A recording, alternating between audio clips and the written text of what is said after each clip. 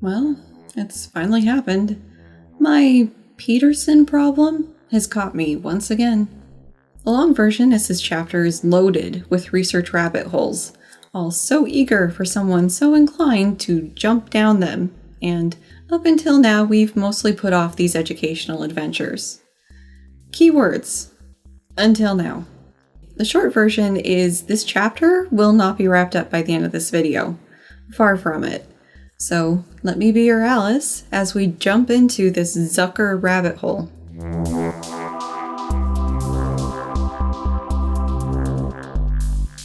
This video made possible thanks to the continuing support of viewers, patrons, and PayPal pals like you.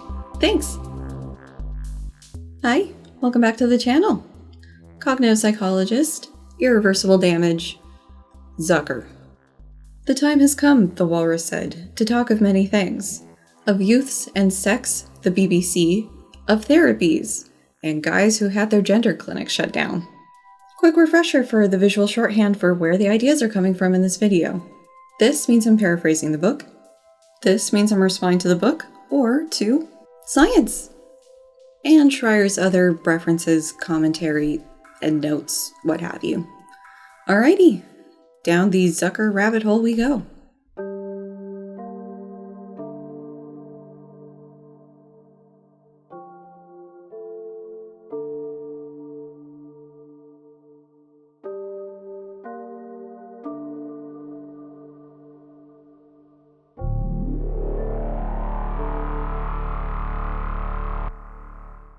Zucker's stats, as relayed by Shrier. Youth gender dysphoria expert. Lead psychologist at the Toronto Centre for Addiction and Mental Health, or CAMH for short. Clinical lead of its gender identity service until 2015. Chair of the DSM-5 Sexual and Gender Identity Disorders Workgroup. Assisted in writing the 7th version of the World Professional Association for Transgender Health, or WPATH, guidelines. Therapeutic philosophy is to look at the whole kid, rather than specific problems they might be facing. More on this in a sec. Described by Shrier as stunningly successful, a colleague of Zucker's, Davida Singh, found that 88% of AMAB patients outgrew their gender dysphoria at his clinic. Until transgender activists rallied against him, most health professionals practicing in this area regarded Dr. Zucker as an international authority on what gender dysphoria was. Now's a good time to step in. We've talked about Zucker before, but just in case that name's not ringing a bell for you, he's the psychologist whose gender clinic was shut down when Ontario banned conversion therapy. And as we talked about in the therapy chapter, the exact details for what his therapeutic approach involved are buried in a book chapter I can't get my hands on. However, as included in one of Shrier's references of a Zucker paper, it's suggestive that his approach includes trying to get gender questioning kids, quote, comfortable with the gender identity to make it correspond to the physical reality of their biological sex. Herschel Russell, a psychotherapist from Toronto, described Zucker's approach in the BBC documentary in reference 3 as, drop the Barbie, that's a short version of it. So we will work hard to actively discourage the child from playing with certain kinds of toys, wearing certain kinds of clothes, having certain kinds of friends. So we will police the child's leisure activities and force them in a particular gender direction. That's straight up what we now call reparative therapy. Although the people doing it don't use those words, that's their problem. Sometimes clarification can come from where you least expect it, but we'll save that for the latter part of this video. Something that's a little funny to me here is that Shrier includes Zucker's work on the DSM and WPATH standards of care, but has previously talked about both of these organizations as pushing the transgender agenda. But Zucker's been a part of these organizations and had a hand in shaping these documents. Speaking of, let's talk about those first couple notes and references. Note 1 is basically redundant with what Shrier had in text. That's neat. Note 2 points us to the 7th revision of the WPATH standards of care in nothing resembling a standardized format, so also neat. Note 3 is a BBC documentary from 2017 that's odd. On the one hand, it seems like it's going to try and give a balanced portrayal of what the issue is surrounding trans youth and gender-affirming care. But then it talks about Zucker losing his job because of transgender activists, laws being passed because of transgender activists, and while featuring some trans kids, focuses more on the people who had transitioned but now regret it, and parents who don't think their kid is anything but cis. Shrier doesn't mention that while this did air on its home network, the CBC opted to not show it.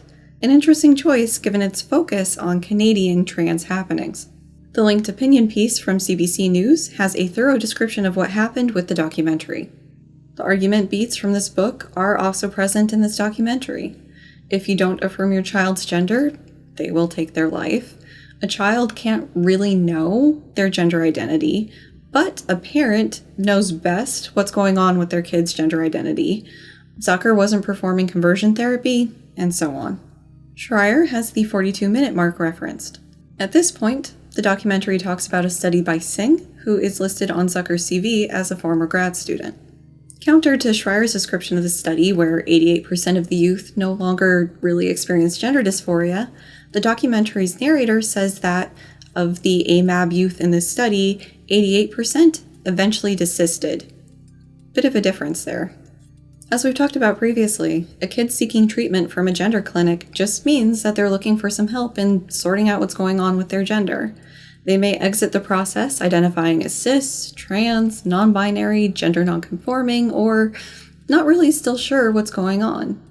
Likewise, just because a kid exits the process not identifying as trans as an adolescent doesn't mean that they might not come back to identifying as trans later in life. But, seeing as there's no Singh references in this chapter, it's anyone's guess where this 88% figure is coming from in the documentary and in the book.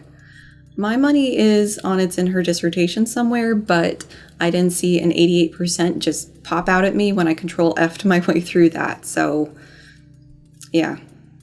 Clarification from the editor's chair. Shrier did sort of point to the 88% figure in the Ristori and Steensma paper in that table. So in the table, it talks about, persistence rates into adulthood or whatever, and Singh was on there, and if you trace back that Singh reference, it was to her dissertation, so it's there, but just cite the dissertation, not this roundabout thing, guys. Also, given what she talks about in the next quote that is coming up, you'll see why I was sort of confused about why that paper was referenced. Note 4 contains the BBC documentary again, and a paper referenced in Chapter 6. Given what Shrier talks about next, it seems like at least half of this note was misplaced, so we'll hold off on the paper discussion for now. We'll also wait on talking about how stunningly successful Zucker was in getting gender-questioning kids to stop experiencing gender dysphoria. For decades, Dr. Zucker practiced a therapy that's been called watchful waiting, a term that Zucker once applied to his own method but has since come to dislike. He finds that it's overly simplistic and implies a passivity that only sometimes characterized his approach. Zucker administered more or less active therapy, and sometimes recommended no therapy at all, depending upon what he thought the child needed. But in all cases, a diagnosis of gender dysphoria was only the beginning for Dr. Zucker. It neither exhausted his range of diagnoses, nor determined the treatment he recommended. It seems like the second part of Note 4 should have been somewhere in this paragraph. Maybe the electronic edition misplaced it? Probably not, but trying to be nice at least once. In the therapist chapter, Shrier included this reference as support for calling Zucker's approach watchful waiting, which she described as a therapeutic process whose goal was to help a child grow more comfortable in their biological sex. However, as we discussed in that video, the watchful waiting approach described in the Ristori and Steensma paper is more about providing the youth an accepting environment for them to grow without trying to force them into one gender box. While this is separate from affirmative care, it also isn't trying to force the youth to accept the gender box that, for cis people, corresponds to their assigned sex at birth. From what we know of Zucker's approach, and more on that towards the end of the video, it sounds more in line with the different treatment method in the Ristori and Steensma paper, specifically what they refer to as reparative therapy, also known as conversion therapy. In the BBC documentary, Zucker denies this. Having some sort of information for what determined which treatments he would use, or even what those treatments would be incredibly useful. For example, what would a child experience at Zucker's clinic if he opted for no therapy? Would they just stop coming? Or would they come, but he would just patiently watch them as they grew up? But that would be passive, so what would the active no therapy treatment look like? Final thing here. Isn't a gender dysphoria diagnosis the first step for most mental health practitioners? It's not like they get the diagnosis and that would be the end of it. Further things would be done to try to alleviate their negative experiences. Likewise, I would think that only a sloppy practitioner would stop at gender dysphoria if their patient or client was presenting with other symptoms or problems that might suggest that there's other psychological disorders or issues going on.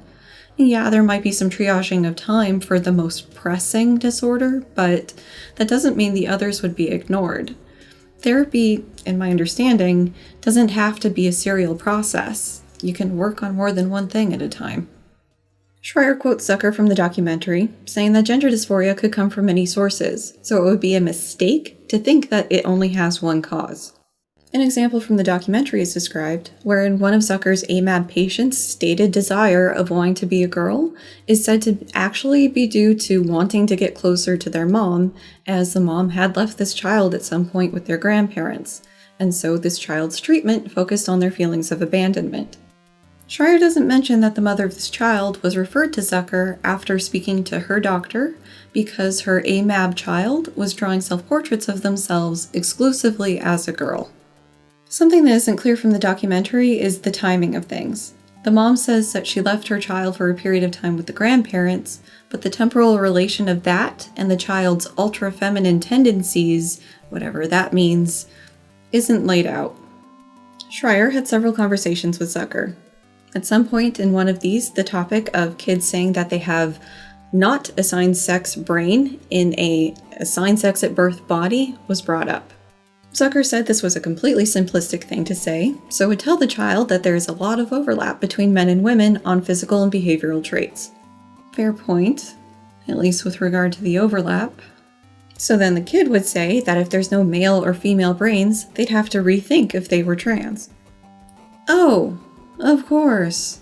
This child had a basic level explanation of what they were feeling that got destroyed by facts and logic, so they're no longer trans or experiencing gender dysphoria. Transgender people hate this one simple trick. As described by Shrier, Zucker thinks that patients may be misattributing the cause of their stress or problems to gender dysphoria. As such, you need to find the actual cause, which flies right in the face of the various professional guidelines suggesting practitioners listen to their patient about their gender identity and following their lead, as explained in Shrier's interview with Dr. Randy Kaufman, a gender identity expert in Chapter 6. But it is horribly consistent with the recommendations from Littman and this book. Shrier notes that Zucker would recommend transition for a patient who continued to experience gender dysphoria into adolescence, but transition was never his goal. If he could help a child or adolescent become more comfortable in their skin, he would. And he doesn't believe in taking a patient's self-diagnosis at face value either. After a lifetime of study, he was the professional, after all. And his patients were the ones who knew what they were feeling best. Shrier is so opposed to the idea that people, nay, youths, could possibly understand what they're feeling, especially when it comes to their gender. But this is nothing new for this book. Is transition necessarily the goal of affirmative care? My understanding is it's more that it's about trying to help the person feel out what's best for them. That might end up being some form of transition, but it might also be getting comfortable with themselves in general. However, this may be derailing things a little. We would probably do well not to lose sight of Zucker's mention of trying to get people comfortable in their biological sex, and only when that fails for some period of time, then do they get to transition. Which seems like it would be a huge roadblock in the way of getting people comfortable in their skin if they're experiencing gender dysphoria. Anyways, a writer doesn't hit up the alt-right talk circuit without talking about cancel culture and SJWs. We've come to the point in Zucker's story where Ontario banned conversion therapy and his gender clinic was shut down. Shrier puts this as a consequence of affirmative therapy fever hitting Canada. Even though the bans on conversion therapy weren't happening because it was only impacting trans youth, but LGBT youth in general. Shrier also touches on how Zucker's clinic was shut down. saying it was done by activists who used accusations that were either later discredited or withdrawn. Shrier's note here is a comment about what she says happened and the fallout from it. Trying to piece together what exactly happened at this point has been somewhat more difficult, at least in terms of finding the nature of the complaint. But here's what I got. In 2015, after the conversion ban happened, attention was drawn towards Zucker's clinic and an independent review was launched. And this investigation gathered information from former patients who collectively alleged that treatments or practices were in line with conversion therapy, as well as either inappropriate or abusive behavior from staff. This news piece is the closest I've come to finding the report itself. There's a hyperlink that gets redirected to the CAMH news page. But this may be because of Zucker's subsequent lawsuit. According to the CBC, Zucker publicly announced he was fired an hour before the review was released, and this is where things get legally tricky. One of the more damning statements from a former patient was withdrawn, and the report on CAMH's website was replaced with a review, also not accessible now. Zucker sued CAMH, which was settled out of court. As with many legal settlements, the full nature of the give-and-take discussion between parties is not easy to find. What we do know is Zucker got the amount mentioned by Shrier, and CAMH put up an apology on their website for 30 days. Thank whoever came up with the Internet Archive. The apology very specifically indicates the places where errors occurred, in particular the one statement that was retracted, along with the review not being intended to target Zucker and its release prior to his being able to review or comment on it. This also has a link to the minutes of the settlement. The first couple items we know already. Basically, Zucker's getting money from CAMH.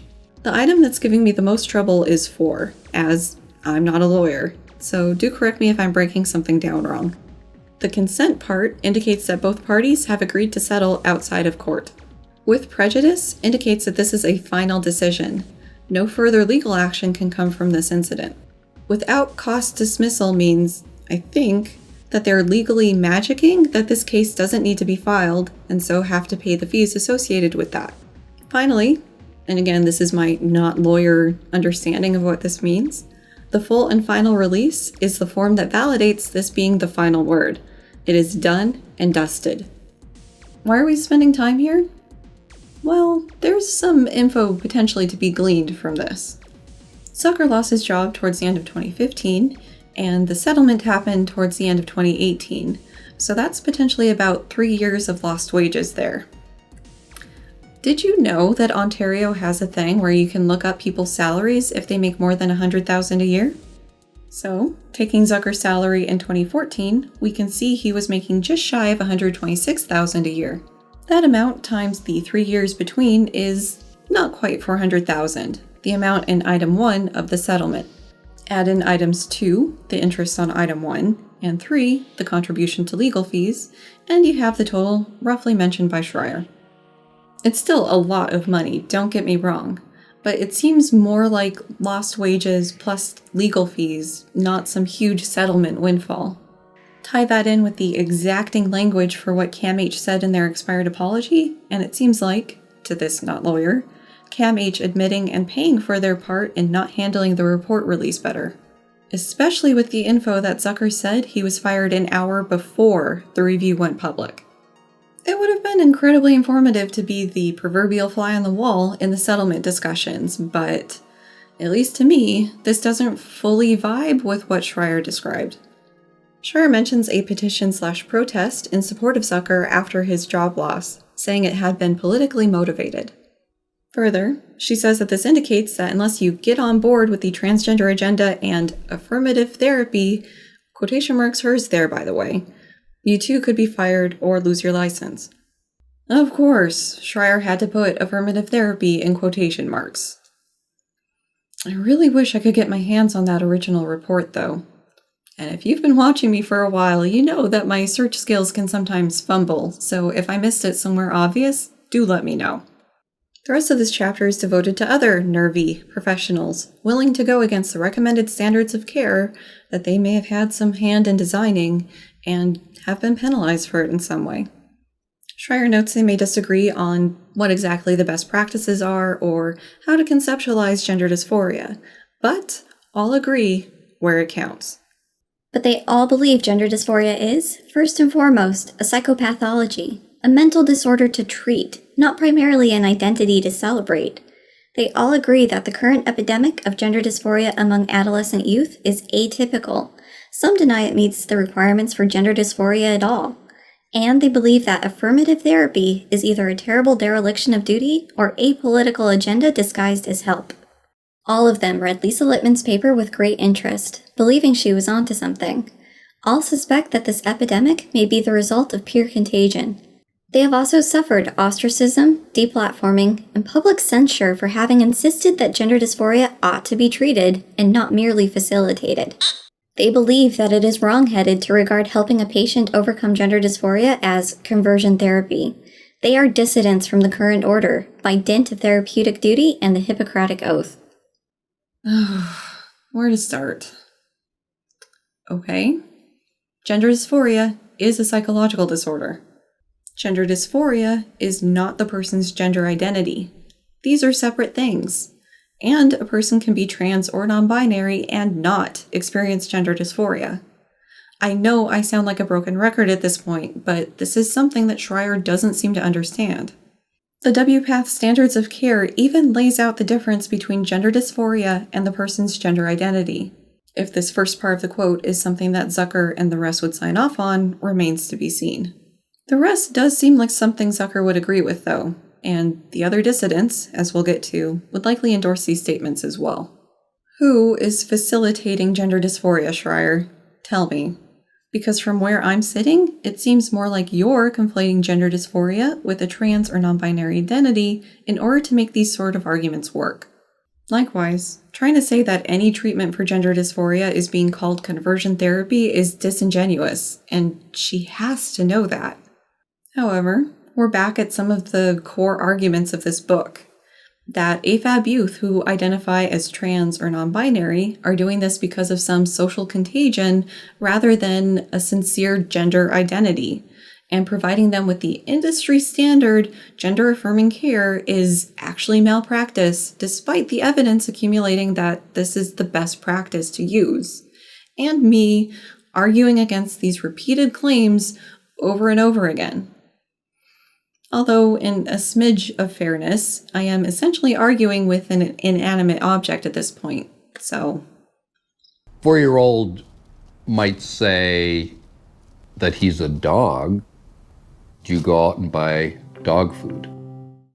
To help prepare for the next pair of researchers Shrier will discuss, I picked up The Man Who Would Be Queen by J. Michael Bailey.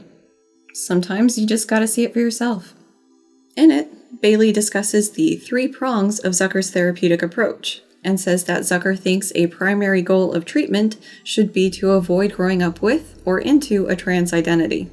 First prong, family therapy is important as a disordered and chaotic family dynamic can be the breeding ground for what we would basically refer to as gender dysphoria today. Second prong, therapy for the child to understand that they cannot be the opposite gender and how to reduce social ostracism. Third prong, quoteception of Bailey quoting Zucker, the Barbies have got to go. Feminine toys and accoutrements, including Barbie dolls, girls' shoes, dresses, purses, and princess gowns, are no longer to be tolerated at home, much less bought for the child. Zucker believes that toleration and encouragement of feminine play and dress prevents the child from accepting their maleness. Inconsistent parenting, like allowing play with dolls, is ineffective in stamping out any kind of unwanted behavior. Furthermore, Bailey says that Zucker acknowledges that these AMAB kids with gender dysphoria would become a girl if they could, but if the therapeutic intervention is not successful, they will grow up to identify as trans, which is the bad outcome. To paraphrase Bailey, why let these kids take on the risks of a medical transition when they could grow up gay and happy to be cis? A little context here if you're not familiar. Bailey was focused on trans women, and as we've discussed in previous videos, up until fairly recently, the majority of kids who were seeking help from gender clinics were assigned male at birth, so that's why there's this emphasis on stamping out feminine behavior. So, we finally have a published description of the therapeutic approach used by Zucker. Now let's talk about conversion therapy itself. Note, this is what basically the rest of the video is going to be about, so consider this your final content warning for that. And it's going to be a bumpy ride, so I totally understand if you want to get off now. This isn't going to be a historical discussion of conversion therapy, also called reparative therapy and sometimes called sexual orientation change efforts. That is a long, sad history with more Freud and religious dogma than I care to discuss in this video. Instead, we're going to focus on modern conversion therapy and then discuss how it relates to Zucker's approach. Conversion therapy, as defined by the Substance Abuse and Mental Health Services Administration, are efforts to change an individual's sexual orientation, gender identity, or gender expression through behavioral health or medical interventions. Any effort with an a priori goal of a gender expression that aligns with stereotypical norms, cisgender identity, and/or heterosexual orientation, identity, and sexual behaviors.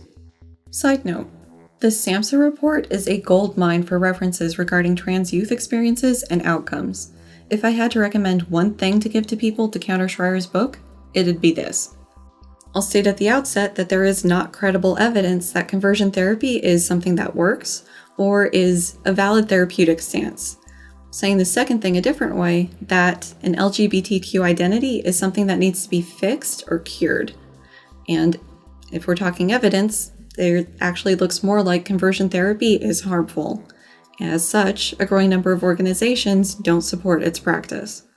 An article detailing the legality of conversion therapy makes a comment that all types of conversion therapy can cause psychological pain and suffering, even if it's only taking the form of talk therapy.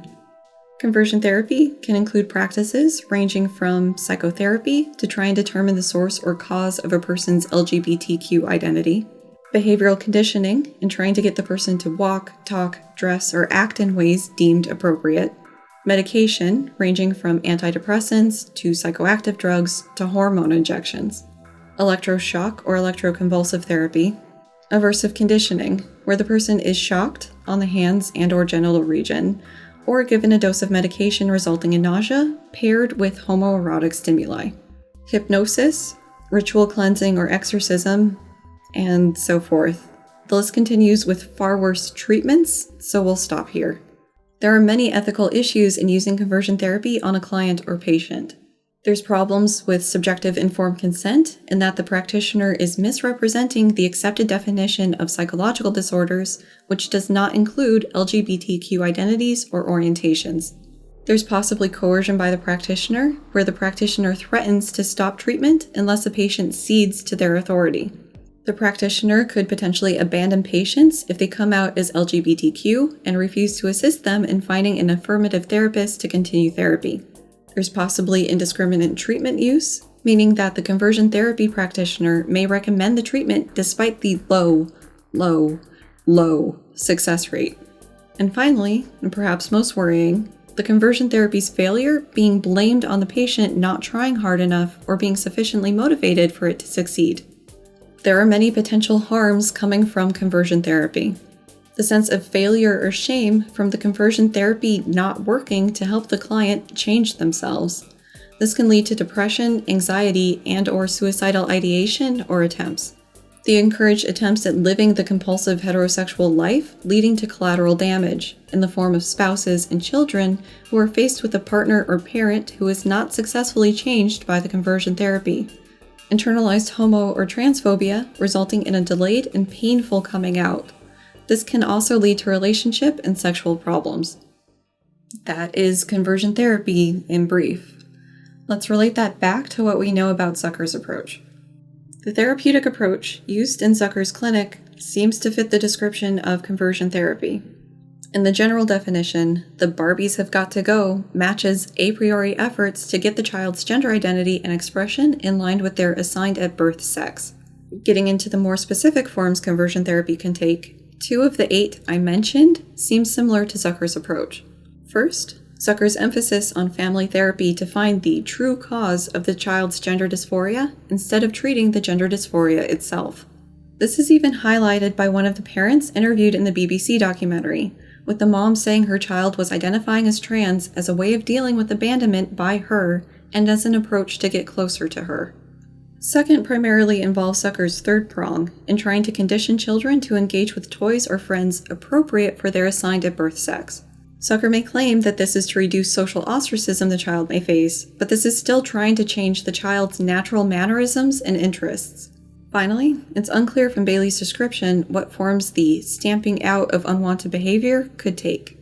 It's possible that this was relatively benign, with positive reinforcement being used when children were doing the desired straight cis behaviors or mannerisms. But it's also possible that this could have taken the form of corporal punishment. Maybe not in Zucker's clinic, but possibly in the homes by parents trying to get their gender nonconforming or questioning child to conform. Before moving on, I want to mention that the SAMHSA report includes a reference from Zucker in its section on conversion therapy. To make sure this wasn't just a description of practices not in use by Zucker, I dug up the paper. The most relevant part for what we're discussing involves some choice words about the child's gender-questioning feelings and treatment focused on the parents. This includes things we've discussed in previous videos, like the child's supposed difficulty in correctly identifying their gender, getting them to have comparable assigned sex at birth friends, and trying to find the true cause of the child's gender dysphoria. The parents are to, quote, limit set cross-gender behavior and encourage gender-neutral or sex-typical activities, end quote, and help deduce what's going on with them that could be causing their child to identify as trans. Altogether, it seems like Zucker's clinic was appropriately closed by Ontario given their conversion therapy ban, even if the closure itself could have been handled better. A sticking point for me here is Zucker's approach involving the possibility of transition being appropriate for adolescents whose gender dysphoria has persisted. If he started seeing these youth when they were children, that would mean they would have had to endure years of this treatment from both clinic staff and likely their families. Years of being told they needed to get over the fantasy of being able to live as a different gender. Years of not being able to engage with the toys or friends that they're most interested in. Years of correction for how they should talk, move, and act. And only when they're an adolescent, possibly even after they've started puberty, and this treatment has done nothing to lessen their gender dysphoria, do they get to move forward with something approximating gender-affirming care. This strikes me as cruel and unethical treatment, and I wouldn't be surprised if it helped foster feelings of shame and anxiety about their self and their identity that makes the already difficult experience of living life as a trans person or non-binary that much more difficult. Shrier may brand him a brave dissident speaking out against the trans agenda impacting mental health care of the youth, but it seems like he's perpetuating harmful treatment of those referred to as clinic. His stunning success rate in treating gender-questioning youth and getting them to avoid the so-called bad outcome of identifying as trans or non-binary is complicated. For one, to be referred to as clinic, a youth would just need to be gender-questioning. This includes many possible experiences. Children who are gender non-conforming but otherwise cool with a cis identity, kids questioning their gender but ultimately identifying as cis, as well as non-binary and trans youth. Likewise, a youth stopping treatment at the clinic cannot be taken to mean that they stop questioning their gender or identity as trans. Second, even if the youth successfully stop treatment, they may later identify as trans. Finally, the idea that success is avoiding the bad outcome, which is a trans identity, is fucked up at its core. It would appear that this rabbit hole turned out to be full of angry snakes. And yeah, that's it for this video. I'll put a cute cat video over the credits, so you'll have something less awful to leave this video with. And yeah, until next time.